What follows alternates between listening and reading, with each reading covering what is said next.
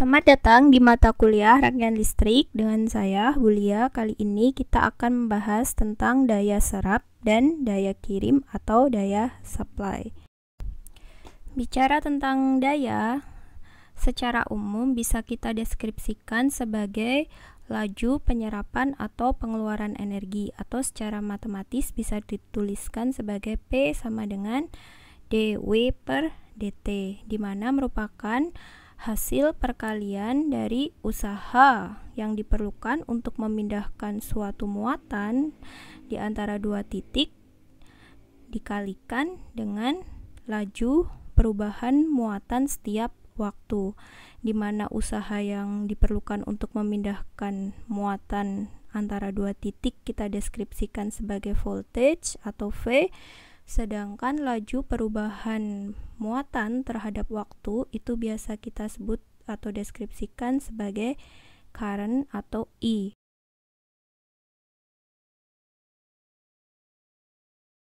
Terus ini biasa kita kenal sebagai daya sesaat. Nah, untuk daya sendiri di sini yang mau kita bahas ada daya serap dan daya kirim.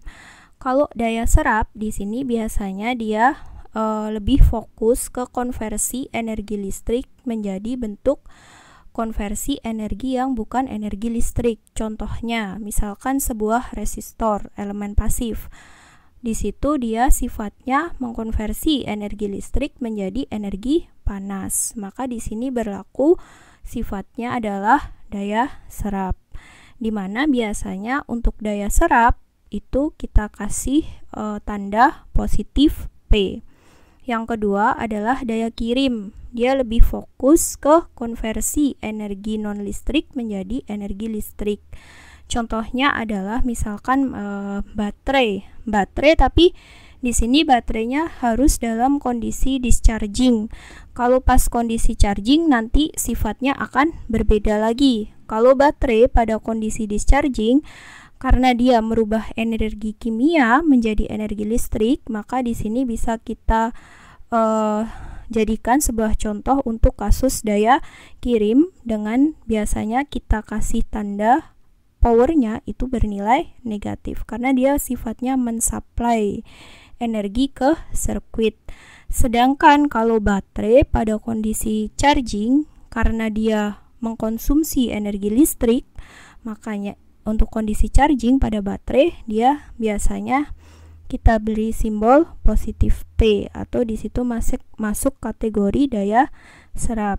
Nah, untuk kali ini misalkan di sini Ibu beri 3 buah contoh kasus. Di sini ada elemen pasif, misalkan resistor terhubung ke sebuah voltage. Untuk yang kasus pertama, misalkan ada current masuk ke tegangan terminal positif. Nah, currentnya nilainya 3 ampere, di mana beda potensial antara terminal itu adalah 4 volt. Ini make sense ya untuk pada kasus resistor atau elemen pasif. Di sini current masuk ke tegangan potensial lebih tinggi ke tegangan potensial yang lebih rendah gitu. Berarti untuk cari powernya langsung 3 ampere dikali 4 volt. Kita hasilnya adalah positif 12 watt. Berarti di sini masuk ke tanda daya serap karena menghasilkan power yang bernilai positif. Nah, untuk contoh yang kedua, misalkan di sini ada case sebuah current masuk dari terminal negatif. Nah, karena ini tidak sesuai dengan behavior dari si elemen pasif itu, maka kita harus mengubah polaritasnya si tegangan ini. Kalau kita rubah polaritasnya, yang atas menjadi positif, yang bawah menjadi negatif, berarti nilai voltage-nya pasti berubah. Yang awalnya 4 volt jadi negatif 4 volt. Berarti untuk dayanya sendiri di sini nanti tinggal dikalikan 3 ampere dikali negatif 4 volt, maka hasilnya negatif 12 watt.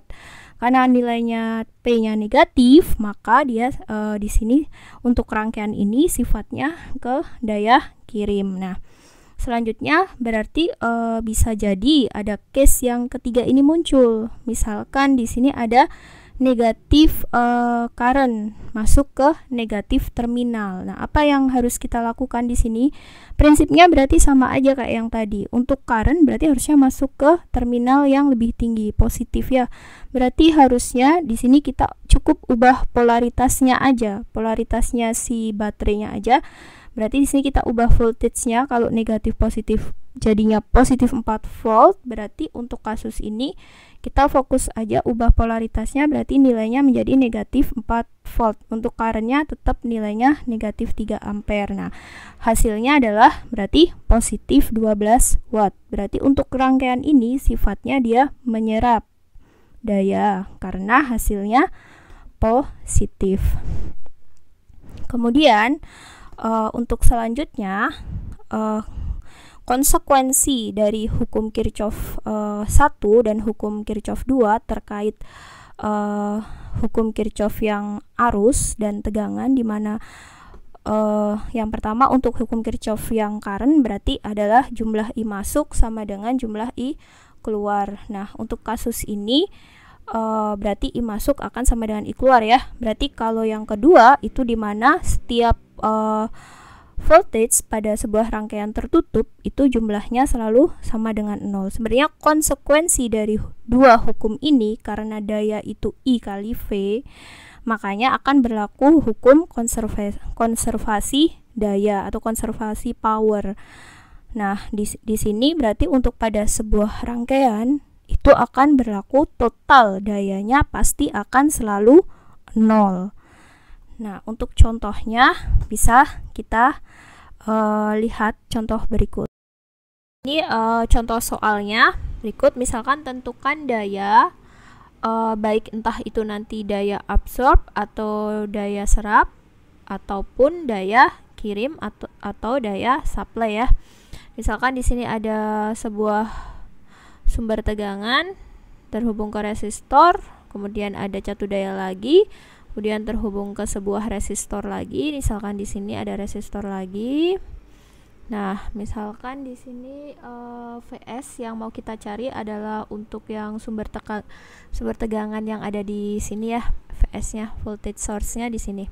Dan untuk resistornya misalkan kita pasang nilainya enaknya di sini misal polaritasnya negatif, sini positif, nilainya 1 volt aja misal cukup lah ya. Kemudian currentnya misalkan di sini 2 ampere, yang di sini current yang masuk ke not 3 ampere. Kemudian di sini misalkan polaritasnya positif, negatif, berarti 2 volt, misal 2 volt, di sini 2 volt. Kemudian yang keluar dari not di sini 1 ampere. Nah, coba kita coba tentukan daya pada si VS-nya ini berapa dayanya gitu. Nah, misalnya di sini Bu labelin P1, ini P2, kemudian untuk yang source di sini P3, sedangkan yang mau kita cari VS misalkan saya labelin P4.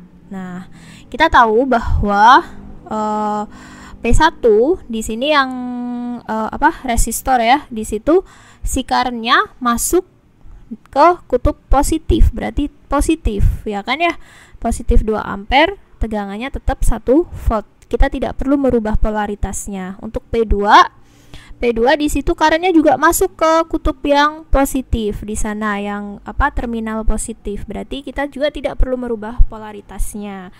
Nah, sekarang permasalahannya untuk yang P3. P3 arahnya kemana? Masuk ke not, ya kan? Dia masuk ke dari terminal negatif. Berarti di sini kita harus reverse tanda currentnya. Jadi negatif 3 ampere. Jadi yang diubah tanda currentnya. Jadi ditulis di sini adalah negatif 6 watt untuk dayanya. Nah, untuk cari P4 pada sirkuit ini kita pakai hukum conservation of power ya. Jadi total daya pada sebuah sirkuit ya kan itu pasti sama dengan 0. Kita masukkan aja P1 2 watt, P2 juga 2 watt, P3 nya negatif 6 kita tadi dapat, P4 nya kita cari gitu ya, pindah ruas berarti negatif P4. Nah, 2 tambah 2 kurangi 6 negatif 4 watt, berarti P4 nya negatif 4 negatif negatif 2 watt sama dengan negatif P4. Berarti otomatis nilai dari dayanya di Vs adalah positif 2 watt gitu ya.